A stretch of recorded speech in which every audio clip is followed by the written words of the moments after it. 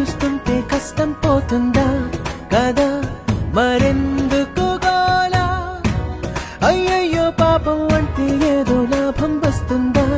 వృధా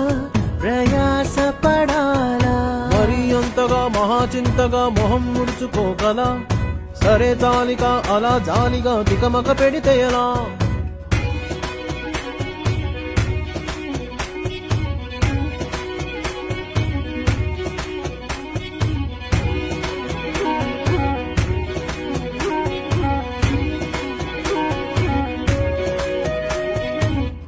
ఎండలను దండిస్తామా